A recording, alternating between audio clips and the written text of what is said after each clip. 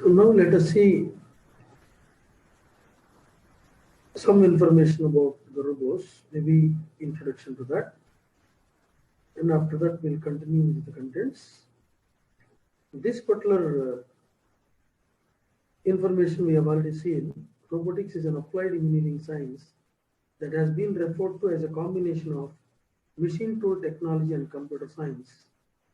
And of course, it tries to include such as seemingly diversified fields: machine design, control theory, microelectronic, computer programming, artificial intelligence, human factors, and production theory.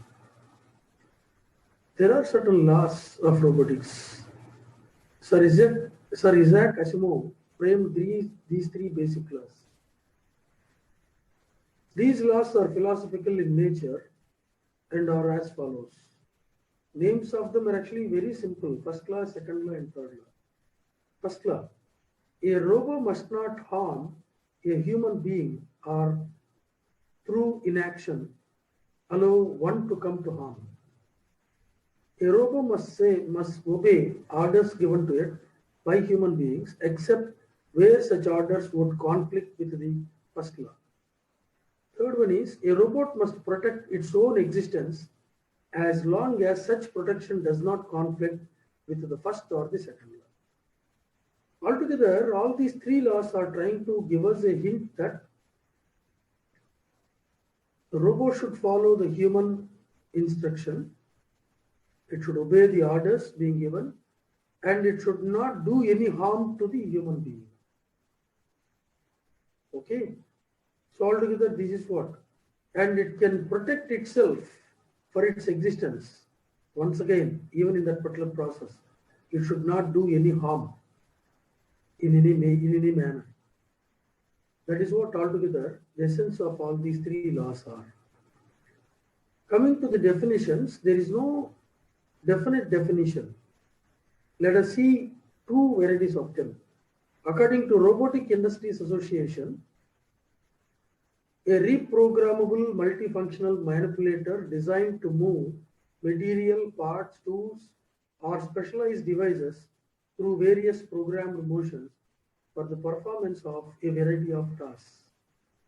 This is actually appearing to be very general and not in a specific manner, but altogether, you should be in a position to reprogram the manipulator for taking up multifunctional tasks, maybe to move material, maybe to move parts, tools, or certain specialized devices. And all those motions should happen through programming mode. The second one is actually a robot can be defined as computer controlled machine with some degrees of freedom that is the ability to move about in its environment. So two different type of definitions are there. One is trying to give us the specific purposes for which you are going to use.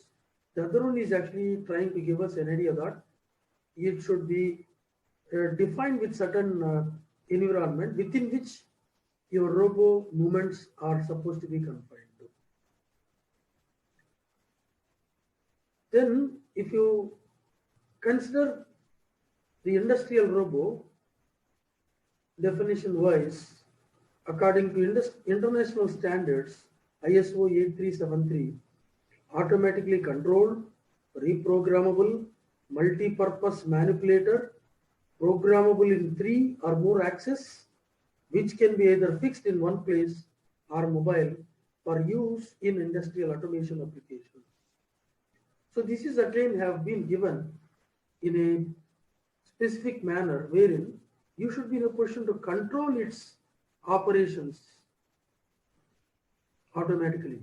You should have the capability to reprogram it, and it should be in a position to deliver. Therefore, we should be in a position to use it for multiple purposes. And programming wise, if you try to, we should be in a position to program it for 3 axes or even more than that. And that robo can be in a fixed place, would have got located at a particular place, or it might even be set in motion.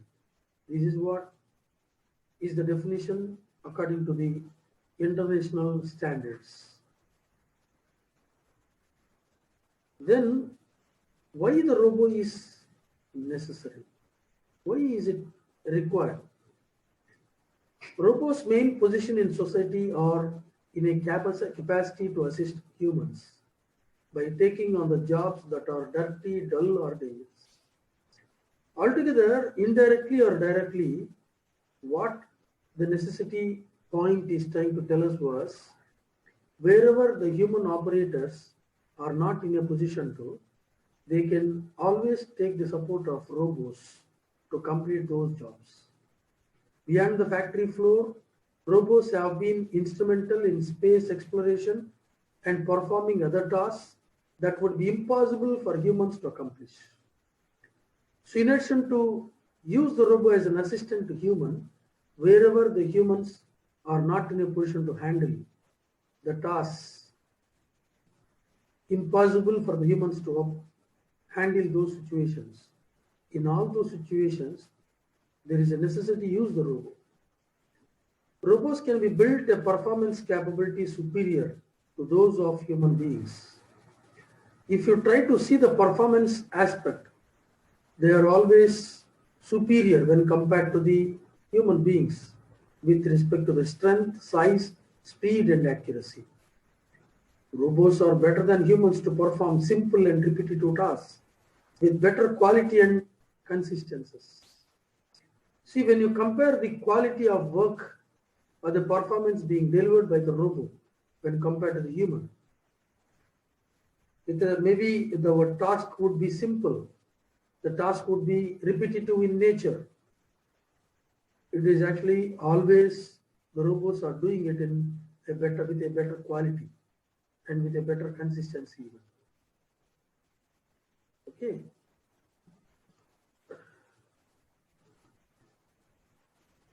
And robots do not have limitations and they don't have any negative attributes like human. That is another advantage. Robots are better than humans to perform simple and repetitive tasks with better quality and consistency. This is a repetitive thing. And of course, next point also has been repeated but with examples like fatigue, need for rest, diversion of attention. All those aspects are not to be bothered as human being with respect to the robot. Robots are used in industries to save time compared to human beings. Robots are used in poor working conditions. Improved working conditions and reduced risks are possible with the support of robots. Though certain aspects and points have been repeatedly highlighted, it is going to give us the importance of it. Then coming to the advantages, increases the productivity, safety, efficiency, quality, and consistency of the products, can work in hazardous environments, do not need environmental comfort, can work continuously, there is no fatigue problem, more accurate than human operator, repeatable precision all the times, used in industries for various tasks, surgeries are also being performed with the support of this. This is how the advantages that can be listed over here, though they have been listed with a count, but there are many more advantages which we were not able to show. Obviously, there are going to be certain disadvantages like initial investment is high, do not respond in emergencies unless otherwise you have reprogrammed it, limited capabilities and degrees of freedom, sensors, vision system, real-time response and dexterity.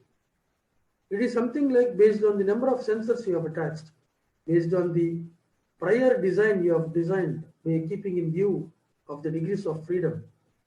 So all those things are going to act as limitations for it. If you try to refer to the basic components of a robo system, a list have been presented over here. The first among them is actually the base. It could be fixed or mobile, manipulator arm with several degrees of freedom, maybe 2 degrees of freedom or 3 degrees of freedom, or might be More than that, end effector or gripper holding a part or a tool, it is something similar to your human hand.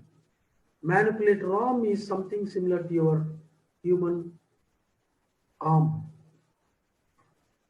Drives or actuators causing the manipulator arm or end effector to move in a space. In order to move the arm as well as the end effector, in order to orient your arm as well as your end effectors, you are going to take the support of drives or actuators. There is going to be a controller with hardware and software support for giving commands to the drives. Sensors are going to be used to take the feedback like informations on the actions that have been covered, okay, in order to give as an input on the actions that have been completed, because the actions, ongoing actions are going to depend on the actions that have been completed. And in that particular process, the sensors being attached might even interact with environments. It is going to have interfaces that is trying to connect the robo subsystems to the external world. Because what exactly it is trying to do? Okay, so that is going to be interacted with the external world, like by sending some appropriate data. Based on that data being sent, we are going to take certain conclusions. So all those components have been showed in this particular line diagram. Base, manipulator arm, end effector or the gripper, controller, actuators, etc. And of course the power source. If you refer to the body or the frame, it can be of any shape and size. There is no restriction on the shape of it as well as on the size of it.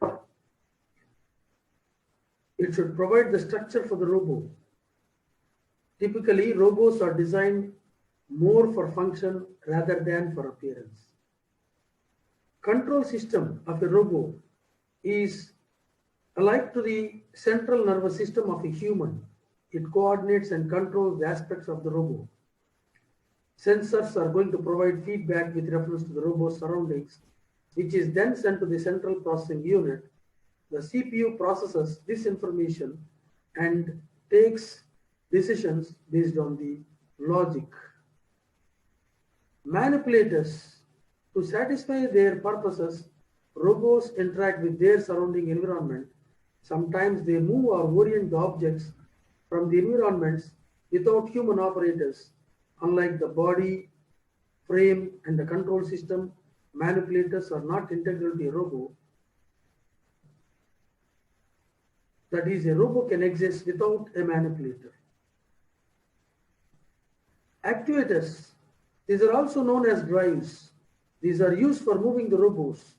These are powered either by means of pneumatics, hydraulics, electric motors, etc. In order to control them through computer, different actuators are used. They are synchronous, stepper based, AC servo, PLDC servo, brushed DC servo, radio control servos for model airplanes, etc. Okay. So anyway, nowadays we are coming across unmanned cars, automated cars, auto drive cars. All those things are trying to take the support of these drive systems with the support of sensors, whatever have been attached to. Along with that, it is trying to take the information that is available through GPS.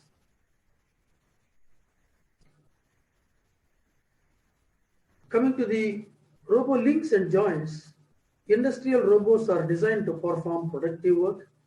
The work is accomplished by enabling the robot to move its body, arm, and wrist through a series of motions and positions. Attached to the wrist is the end effector, which is used by the robot to perform a specific work task. In toto, the robo movements can be divided into two general categories. They are arm and body motions and wrist motions.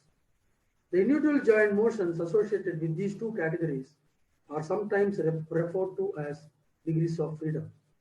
Typical industrial robo consists of 4 to 6 degrees of freedom. So all that information has been showed in this particular sketch.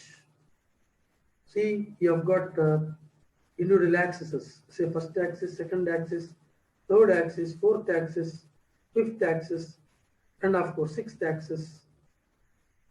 This is the base, okay, this is the first arm, and second arm, and of course second arm cover, and you have got all the descriptions being given in the earlier slides have been showed in this particular image. In order to give you